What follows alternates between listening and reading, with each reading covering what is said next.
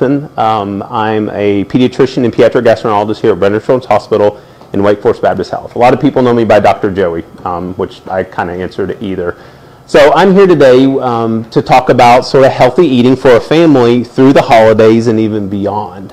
But first, a little bit by myself. As I told you, I'm a pediatrician here. I work with the Brenner FIT program. FIT stands for Families in Training.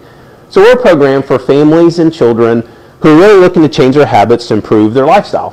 In a lot of cases, it's actually to improve weight. I'm also a lipid specialist and run a clinic called Level 1. That's for people trying to prevent diabetes in their children as well as who might have high cholesterol. So today, I think usually the best way to start out in talking about healthy eating through the holidays is, first of all, sort of take off the pressure. You know, holidays are still holidays. They're supposed to be fun. You know, kids are out of school. Oftentimes we take off work. Just relax about it. The more you try to limit yourself, the more you try to diet through the holidays, the more it's going to backfire and the more miserable you're going to be through the holidays. So the first thing I would tell you is for you, your family, for your kids, just enjoy the holidays. You know, holidays are meant to be spent with family and spent having a good time. Now, on the other hand, you don't really want to set back a lot of the healthy habits that you've developed throughout the year if you've been trying to eat healthier, be more active, and things like that. So probably the number one thing I would tell you to do through the holidays for yourself, for your kids, for your family, is just try to keep a schedule. And what I would say with healthy eating is try to keep a schedule around meals. Still enjoy your favorite food. Still, you know, for my family, we actually do a prime rib roast on Christmas Day. You know, still enjoy your favorite foods. But, you know, our bodies are made to eat breakfast, lunch, and dinner. So still have that, even if you're having a lot of your favorite foods or you're indulging or sometimes having seconds on something, that's okay. But the main thing is try to eat 3 meals a day. I think a lot of times what happens through the holidays is we tend to just eat continuously because we have all this food out that people bring and we set it out and we just tend to eat. And that's actually where we really just start to not feel good because we get over full and then we eat some more. So one thing science has taught us is that what makes us eat, what sets us off to eat, is seeing food, smelling food, and thinking about food. Why do you think food commercials work so well? Because you might be at home, you're watching TV, you're not really that hungry, your stomach's not telling you that you're hungry, and then you see a commercial come on for one of your favorite foods. Well, the companies make that on purpose. I mean, they do it that way to get you to want to eat more. So one thing is just trying to plan the foods out. You know, maybe not put them out, have them out on the table, stuff like that. We know when we have foods out, we're going to eat more of it. So if it's foods that may not be the best for you, but it's still a special holiday food, try to put it away. You know, put it in a different room or put it in the living room or something like that. You're much less likely to walk by and grab it and eat it.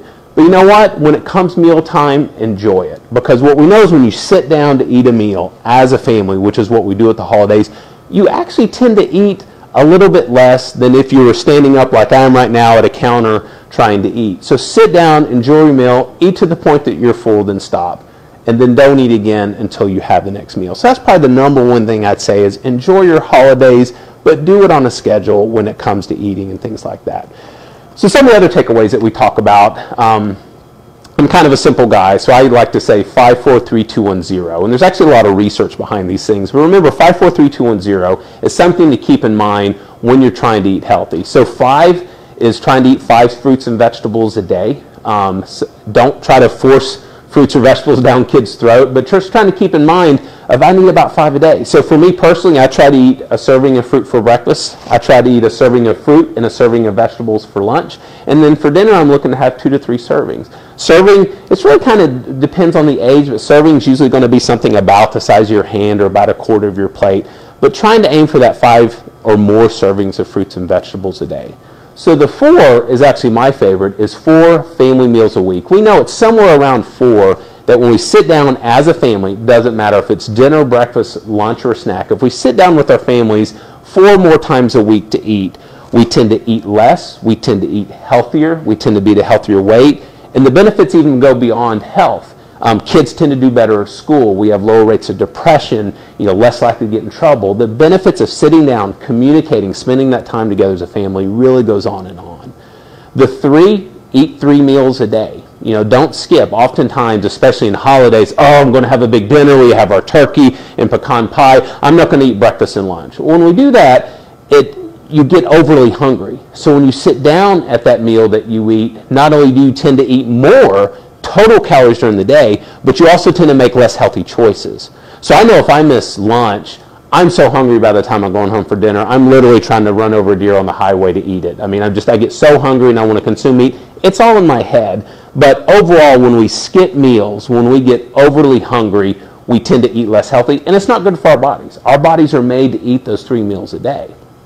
Another thing is if you have a long time between lunch and dinner, sometimes having that sort of after-school snack can be a big help. We hear that a lot with families and kids, that they come in, they're just ravishing. Well, if they have lunch at 11 and dinner isn't until 7 p.m., it's a perfect time to have a snack in the afternoon. It's a good way to get an extra serving of a fruit and vegetable in, or sort of my ultimate snack is a cheese stick, which is some protein with an apple, which is a fruit. So trying to get them that balanced snack, it's good for their bodies. You tend to go into dinner less hungry. That's not just for kids, that's for adults too. So that's the 3, eating 3 meals a day, even during the holidays. Don't skip meals as a way because you're going to overindulge at dinner, you're trying to lose weight. It's really not good for your body.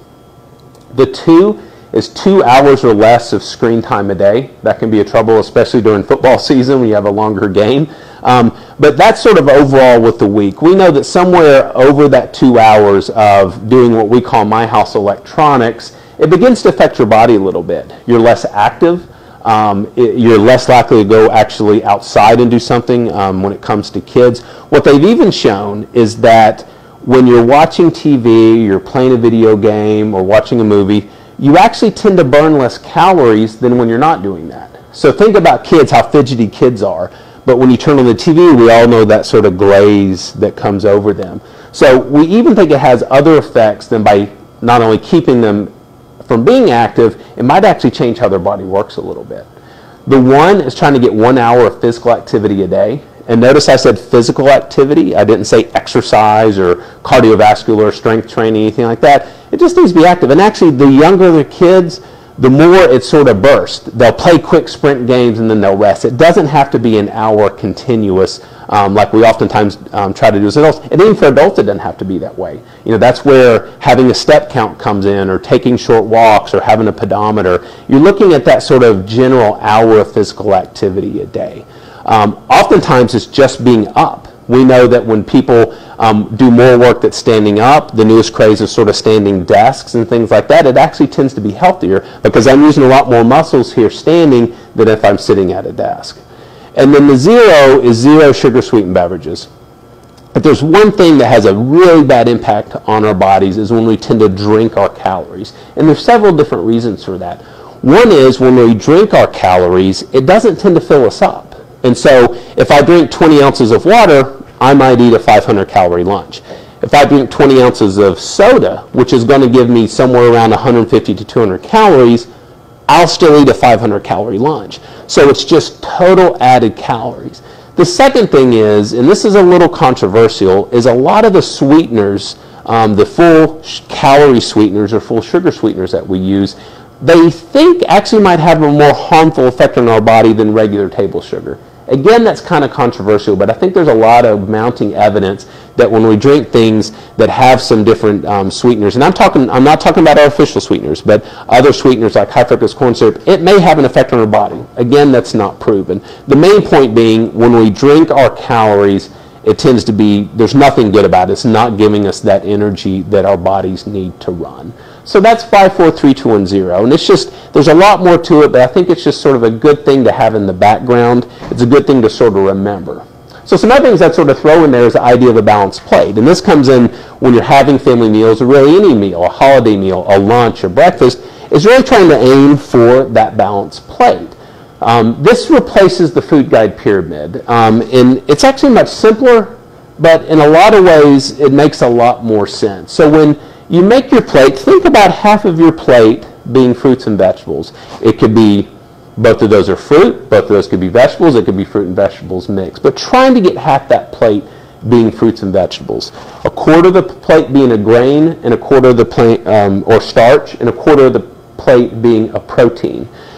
This is the best place to start, and then you can even step it up from there. So when you think about grains, what do you think about grains? It tends to be bread, rice, potatoes, It actually tends to involve some starchy vegetables too, like lima beans,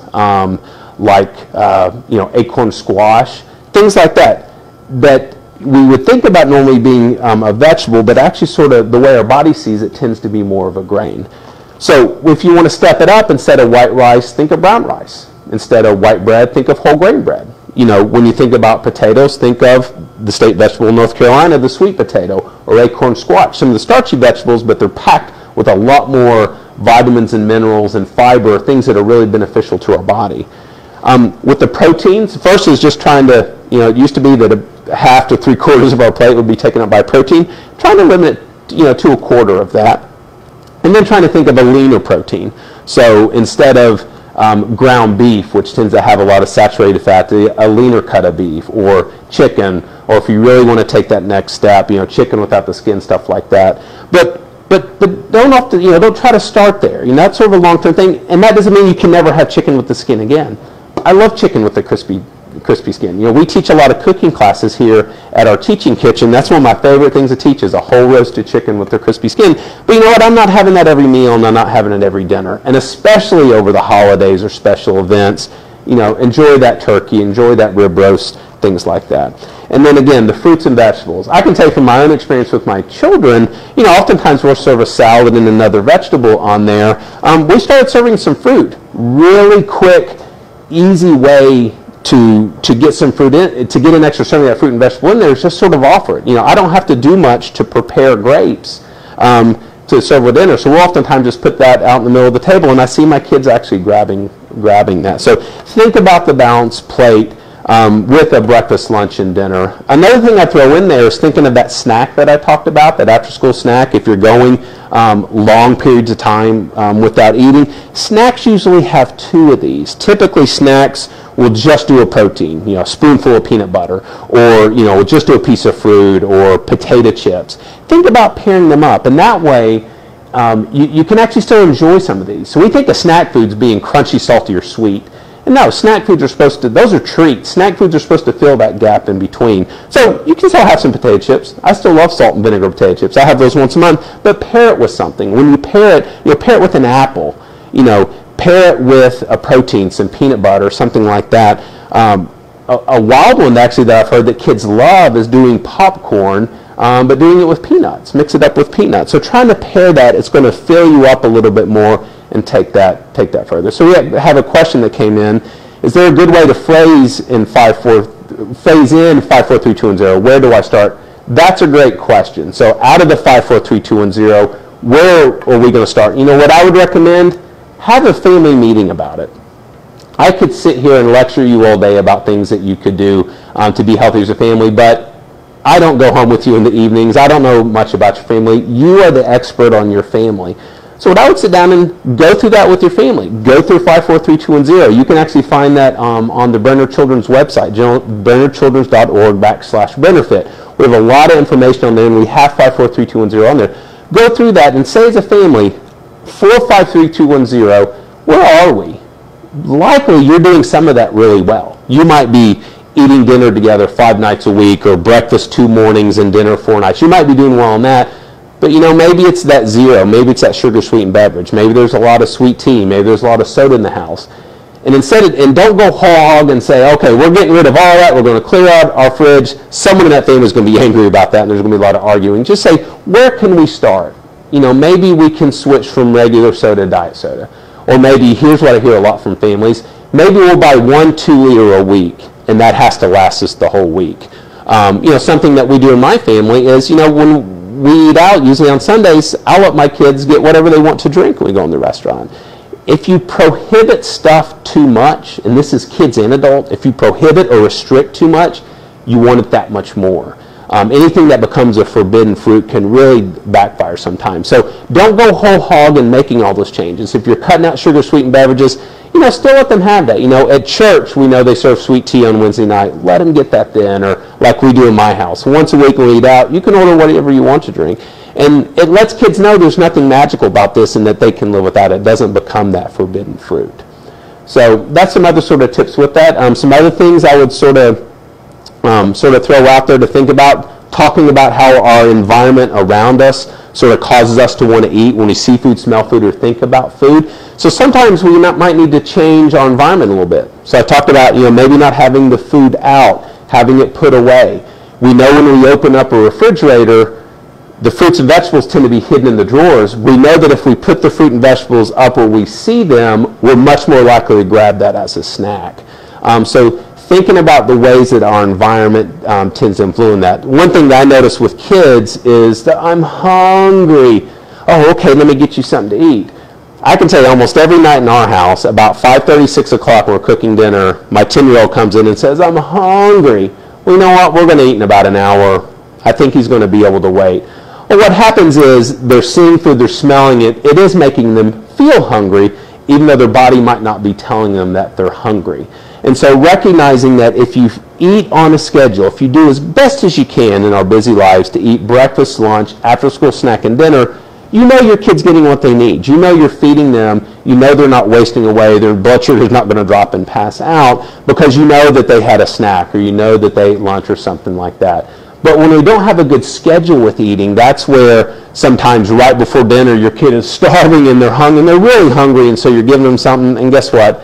They're not going to eat a good dinner then if they have a snack at 5 o'clock. So that's where that sort of schedule tends to pay off, and it helps you sort of get around what I like to call yummy hungry, that, wow, they see something they want to eat and they want to, they're going to say that they're hungry to get it. A great example of that is my son walked in one day, someone had left a soda there, and they said, hey, I'm thirsty. And I said, oh, okay, let me get you some water. He said, no, I'm okay. Or, he says, my son midway through the dinner, he knows we're having dessert, so he stops eating. Oh, are you still hungry? No, I'm full. Oh, so you don't want dessert? Okay, I'm full for dinner, but I'm not full for dessert, that type of thing. So, and I'm not telling you to ignore your child's statements about hunger, but it's one thing just to sort of be aware of it, and eating on a schedule as best you can is a good way to get through that. So another question that we have out there is, how do I manage my very hungry 14-year-old boy? He's always hungry. Perfect. That goes exact same way. It's the same thing you do with little kids as you're going to do with older kids. And you know what? 14-year-old boy, smack dab in the middle of the puberty, they probably have increased hunger. So one thing I'd say, it's not up to you as a parent. It's impossible to know, does he need more calories? Does he need less? Is he just saying he's hungry because he wants something? That is absolutely impossible to know. So what I would say is it really comes back to that schedule and planning. If you know you gave him a good breakfast, he's eating lunch at school, and if he's not eating the school lunch, talk about want you to pack. If he's coming home ravishing, either he's not eating enough for lunch, or maybe he does need an after-school snack, and he really might need that, and then dinner. So you're not pushing food too much. You're not trying to push fruits and vegetables, which is the best way to get them not to eat it. But you're also not trying to judge, being Sherlock Holmes about, is he really hungry? Is not? Did he get enough calories? We'll never know that. Make sure he's getting what he needs to eat for lunch. He's getting food for lunch. For breakfast, he's getting a good lunch. Maybe he needs an after-school snack. And when he's at dinner, let him eat what he needs. There's a thing called division of responsibility, which really gets at trusting your child's hunger, which is really hard to do when the entire world is trying to get your child to buy their food product. They're trying to get you to convince that you need this latest food to get them to buy it and eat it. It can be really hard when you have all these messages coming through and really trying to understand, wow, is he really hungry or not? Let your child learn to trust his body. Serve breakfast. Make sure he's having a lunch. If he's starving after school or has a sport or some other activity after school, he may need an after-school snack, and then sitting down and letting him eat till he's full. So what the division of responsibility teaches, this comes from Ellen Satter, who's a family therapist and dietitian out of Wisconsin. What this teaches is your child knows their hunger the best. And if you try to push too much, such as fruits and vegetables, or you try to prohibit too much, cutting out everything, that's all going to backfire. As a parent, you can provide the food, you can provide the schedule, you can provide the environment. I always say you can provide the what, you can provide the when, and the how. Your child decides out of what's being served what they're going to eat and how much. Overall, kids are more in tune with their hunger than we are as adults, but they do start to lose that over time. All of us, when presented with a food that we really like, can overeat. But if you get in that battle with your kids, it's going to backfire every time. You can control the home environment. You can control the schedule to some extent, so provide the food, trust your child to eat. But then in between meals, what we always say is, kitchen's closed.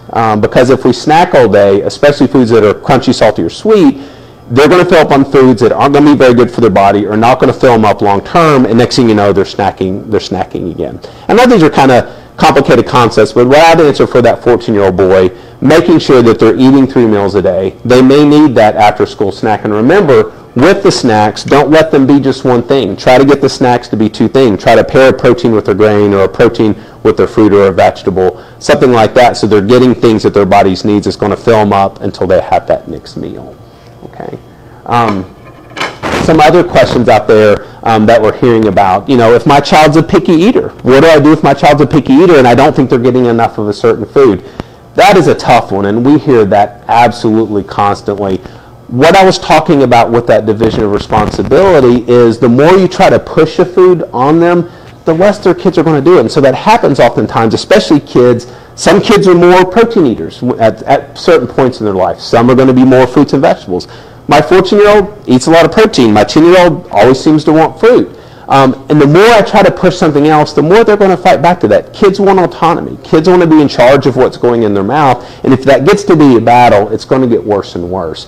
And so, again, provide. Don't push or prohibit too much, but provide. Provide 3 meals and possibly an after-school snack every day. Serve the food in a good environment. If TVs are on, there's lots of nutso stuff going on, the kids are not going to be really connected with what they're eating, and they're not going to be listening to their stomach and not eat a balanced meal. So provide the environment, provide the food, and that's it. Your job is done as a parent. Your child's job is to decide out of what's served to them what they're going to eat. And what you'll notice over time, when you stick to that, you'll notice that some weeks they'll eat a lot of protein, and some weeks they'll eat all fruits and vegetables or all kind of bread, and it drives you crazy as a parent because you're like, come on, have it on there. But the more you say, eat it, take a bite of vegetables, take a no thank you bite, you want some of that, the more your kid will sort of pull back from that. Over time, providing the food, your child's body over time will tell them what they need. And you'll notice that over a week's time, they'll eat everything that they need. Even with toddlers, what we say is over about a month's time, they'll eat all the different foods that they need. So trust your child's hunger, but you got to provide the environment, you got to provide the foods with that. Older kids, younger kids, it all tends to be the same, as sort of providing, not pushing or prohibiting too much. So I think answered a lot of questions. Hopefully I've provided you some interesting information. That a lot of this stuff can be found. It's on our Facebook page if you look for Brenner Fit. A lot of information with that. You look on the website. Our website also has a lot of the classes that we offer. You can see in our kitchen here. So we're coming to you today from the Brenner Fit Kitchen, which is at the William G. White Junior Family YMCA, which was the old main YMCA, actually right near Wake Forest Baptist Medical Center. And so this is our teaching kitchen. We do 2 to 3 different classes a week. Almost all of them are open to the community. I even do one once a month called Weeknight Cooking with the Doctor. It tends to be recipes that my wife and I have sort of made up over time that we can whip together very quickly on a weeknight meal. But you can find a lot of this information, a listing of our different classes, and programs that we have going through that. And again, these are not for families that have kids that have a problem with their weight. These are for everybody, because really right now in the United States, despite having the best healthcare system in the world, we overall aren't in the best health, and it's really hard to get the good information out. There's actually more bad information out there than good. So what we try to do is provide a lot of that really good information that hopefully all families can get some benefit from. So thank you for your time today, and that's it. Thank you.